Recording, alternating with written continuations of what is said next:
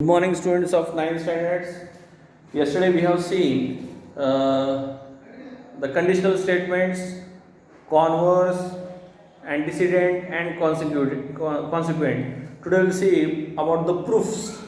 Okay, in that, first is postulates. What is postulate here? Postulates means which are the properties which are logically proved by all the mathematicians who has proved that. So it is called as postulates. If you want the definition here, some geometrical statements which are accepted by all are called postulates. Next, you should write in your notebook this one.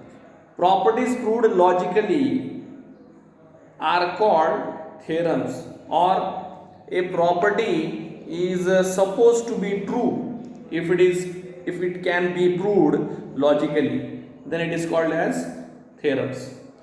And for proof of this, the logical argument made to prove a theorem is called its proof. Means we have to show that the statements which we have given, it is true, that logically we should prove that. And postulate means what? Which is accepted by all, it is called as postulate. Now some properties are there of Euclid was a great mathematician, so his properties he has, and these are the examples of postulates. Here first one is, there are infinite lines passing through a point. Now a dot is there, suppose here I'll give, here a dot is there, so infinite number of lines can pass through a single point. This was his first point, and which was accepted by all. Second, what is the postulate? There is one and only one line passing through 2 points.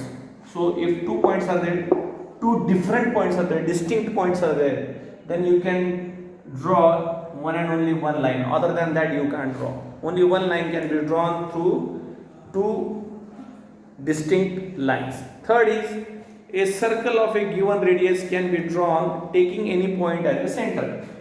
Suppose the center is measurement is of 4 cm, that is the radius. You can draw in this way any circle with radius 4 cm anywhere. That point should be there and 4 cm radius should be there. You can draw this circle anywhere. Okay. Next is, all right angles are congruent with each other. No doubt. Congruent means what? Which are equal. If two angles have same degrees, that is 90 degrees, then you can say, or they are equal, then you can say that two are congruent. So it is also okay. Now fifth postulate, this is somewhat special one. What he has told, if two interior angles form on one side of a transversal, here I will show, if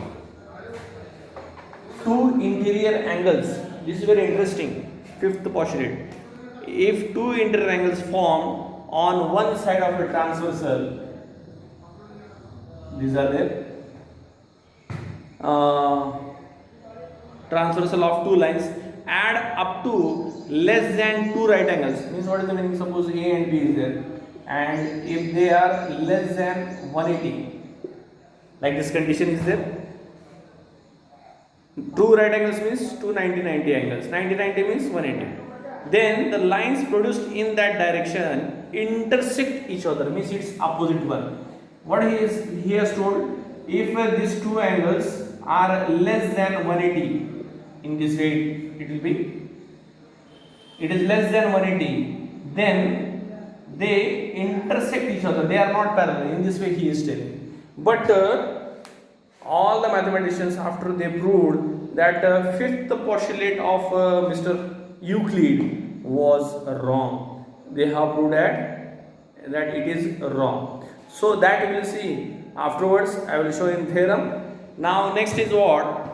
When we are going to prove that a conditional statement is true, its antecedent is called given part, means given information in that.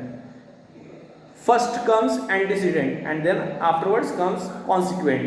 In this conditional statement, first is the antecedent, means it is the given part, and the consequent is called the part to be proved. What to be proved is consequent. Okay, there are two types of proofs. One is direct and indirect.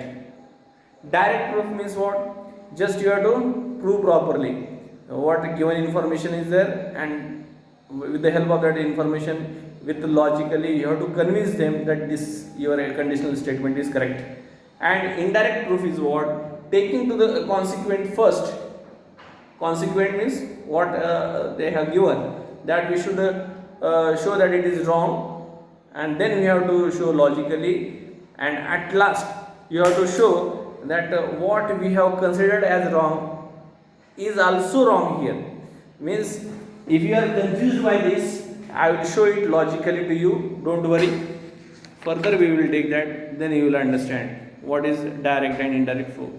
For this, on page number 10 to you, theorem which is given as direct and indirect proof, both the methods they have shown.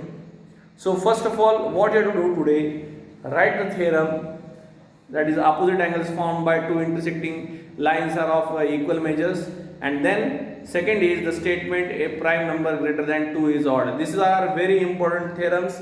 This you should write in your notebook. This is homework for me, for you. And tomorrow explanation on this theorem and the indirect proof I will give.